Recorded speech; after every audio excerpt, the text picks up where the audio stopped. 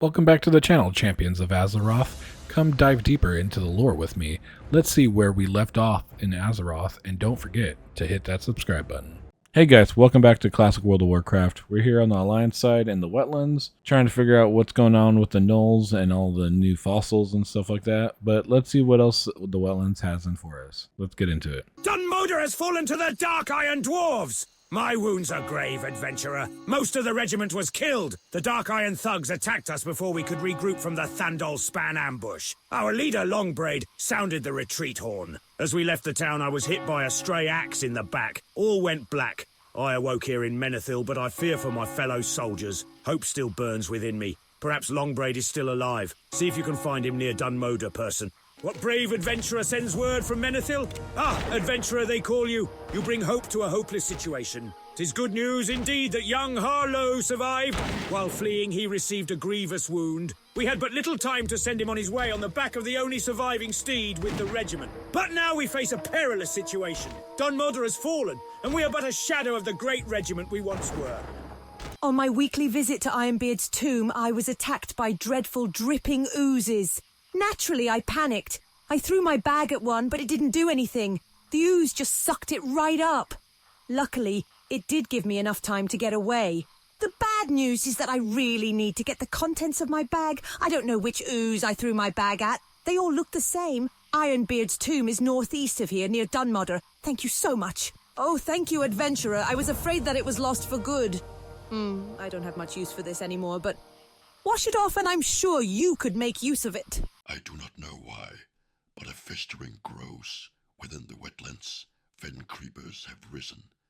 They are diseased, fevered blisters on the land, and for the fever to break, they must be dispatched and allowed to settle back into the marshes.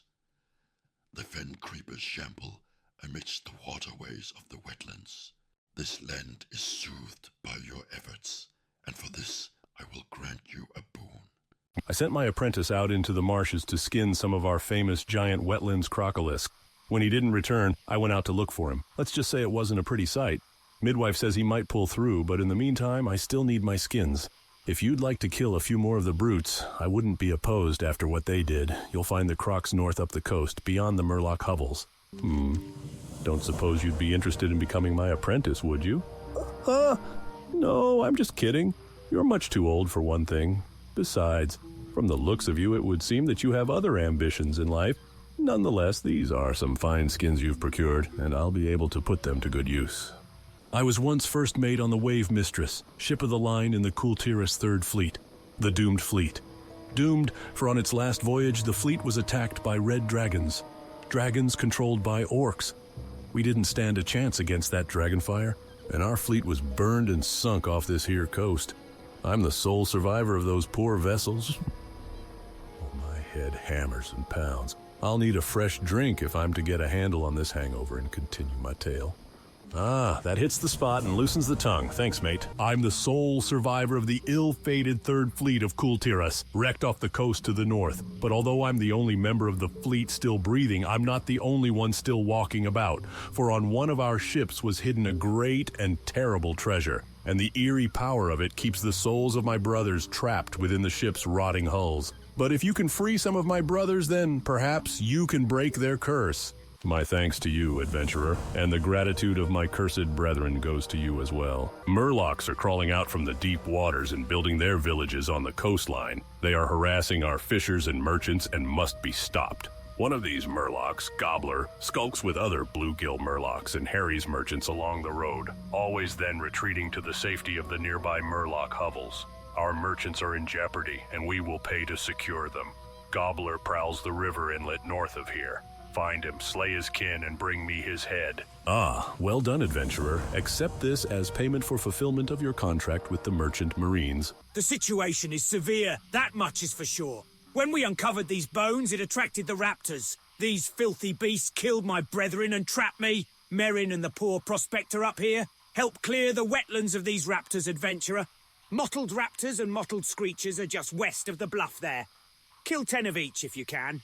That will be a good start to the vengeance I have planned for them. Killing is a dirty business, but you did your job well, adventurer.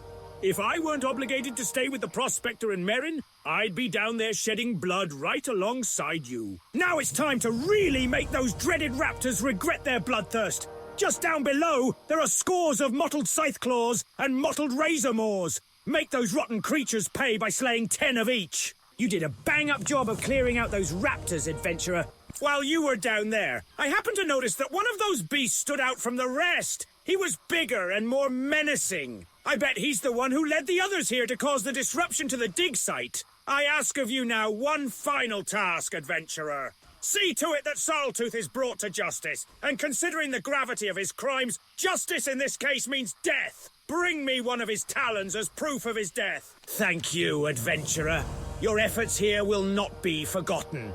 Many innocent dwarves died at this site, simply doing their jobs.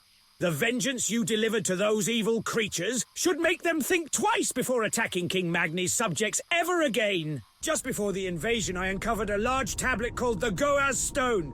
The translated text breaks off in 4 places. The text speaks of a divine plan and a doomed prophecy.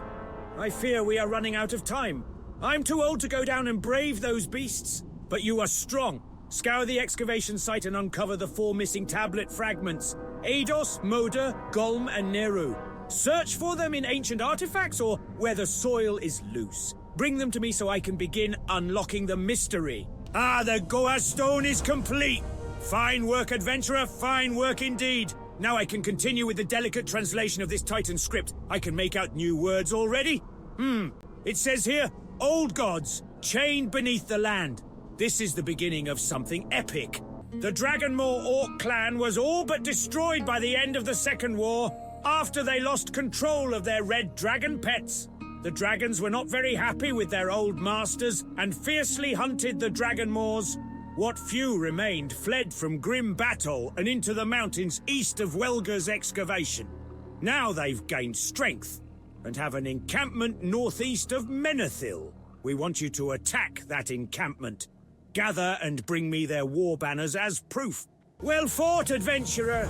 The Dragonmaws are not the same threat they were when they had dragons, but they're still fierce opponents. The Dragonmaws are led by Nekorosh, son of Nekros, who was the former head of the Dragonmaws years ago. Nekros used powerful magic to tame the red dragons, but when that magic failed him, the dragons were not happy. Nekros was killed, and his son has vowed revenge against the dragons who slew his father. Not long ago, a merchant vessel, the Blind Princess, was raided by Murlocs. Although the ship escaped intact, much of its cargo was dragged overboard by the creatures, including a very valuable statuette of Tyrannus Menethil. We want that statuette recovered.